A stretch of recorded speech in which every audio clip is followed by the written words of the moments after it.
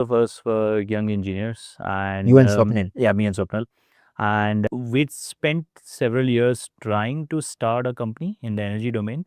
And though the early attempts hadn't worked out, the conviction that had built up over several attempts was that we've got to count on the engineering muscle here, like that we can build something. A lot of kudos to IIT Madras, particularly because it created in the exact years we were in are the years when this entire culture started coming up of building in the campus. So we were one of the earliest batches that experienced it, and I think that really had a big impact on us. I think by the time we graduated, there was this very deeply developed, solid confidence that हाँ engineering तो कर लेंगे, like बना लेंगे.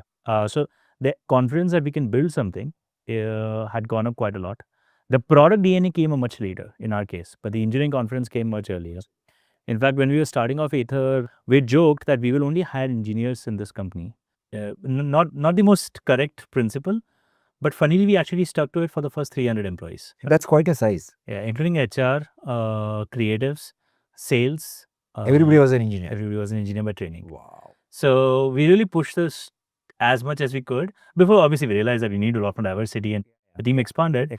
But I think those early years created the kind of mindset in the company that we can build. We can build a lot. We can build anything that anywhere else can be built in the world. And we obviously owe a lot to this thought process. A lot of what Ather is today good at has happened because we've bet on engineering to deliver that outcome. Whether it is the product or it is the chargers or it is the infrastructure or it is the software experiences, it's all on the back of that fundamental promise.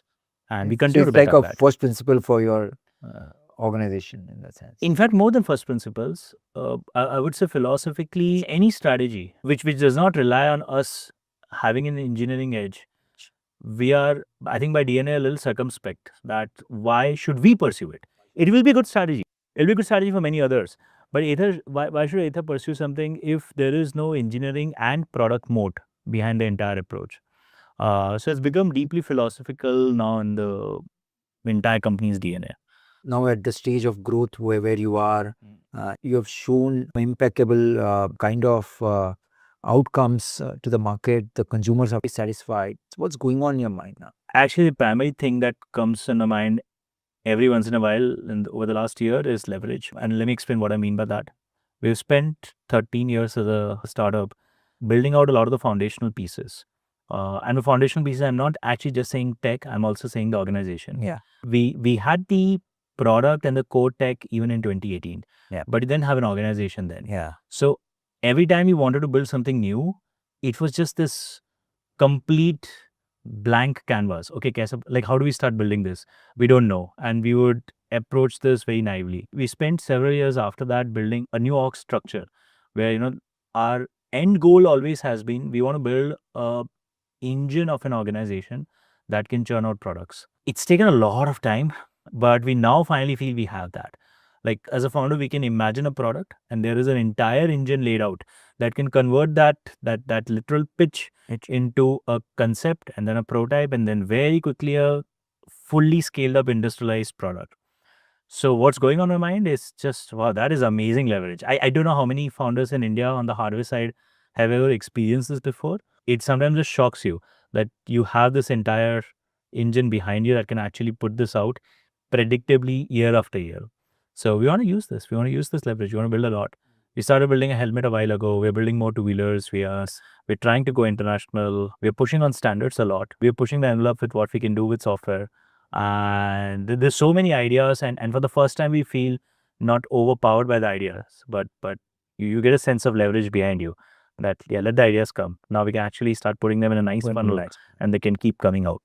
So how do you look at this whole integration story, and if you can dissect that for us? So vertical integration is a slightly confusing term from my perspective, because I feel like in India we use vertical integration for one reason only, which is manufacturing integration. And I think it kind of betrays a fairly old kind of thinking. I think as a country we've spent the last 100 years essentially struggling to barely just be a manufacturing house.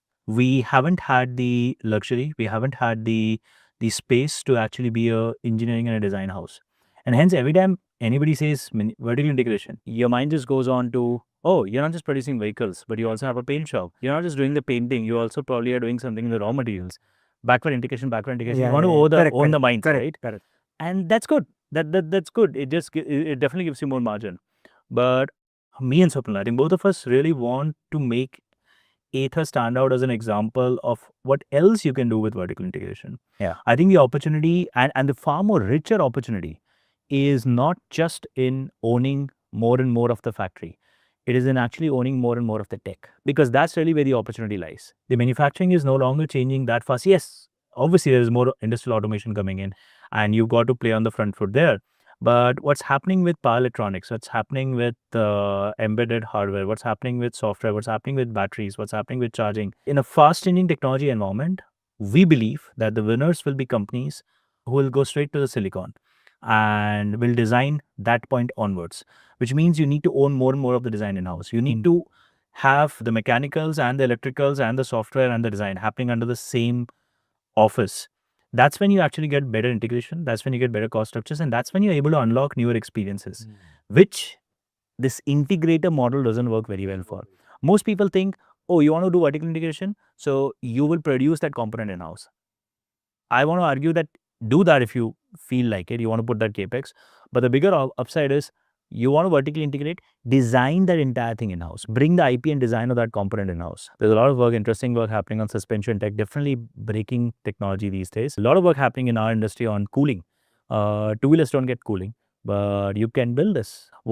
Actually, the biggest thing that's happening in EV two-wheelers is not electrification. Yeah. It's actually the fact that once you move to electric, your powertrain goes electric, your control over everything just goes skyrockets. So, for example, we can build traction control. Two-wheelers in India do not have traction control. We can build traction control at 100 rupee cost increase because everything's there. Yeah. You already have a motor controller on which you have 100 hertz control. So you can use that to essentially flip it and make it a traction control unit. You can flip it to make it some sort of an ABS unit. There's been a lot of talk recently about making anti-block braking system ABS mandatory in two-wheelers in India. And there's been a lot of pushback because that's 10,000 rupee cost increase. Electric vehicles, if architected correctly, can do ABS-like technology at 100 to 100 rupee cost increase. So what EVs are really unlocking is a lot of these features which were gatekept. You couldn't do traction control, you couldn't do cruise control, you couldn't do cooling, you couldn't do a lot of these fancy stuff, which actually improve consumers' experience, right? They make the product safer, your riding becomes easier. So safety can go up, complexity can come down. Going electric is really opening up the doorway for all of this. And that's what we are excited about. How critical is this edge for you, right? How are you looking at this whole edge and what's the power right now and how are you looking at in the long run?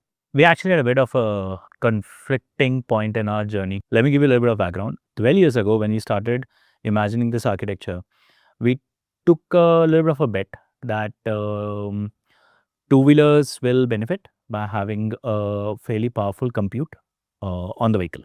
To put that processor, and once you have the processor and you have a strong interface, which at that point was imagined as a 7-inch touchscreen dashboard. So you have an interface and you have compute, you will imagine features later. Yeah. Right? Yeah. We were not sure. I think it's a great decision. But it took time because the only use case that we could imagine, honestly, like hand on heart, was Google Maps on. Let's put compute and let's put a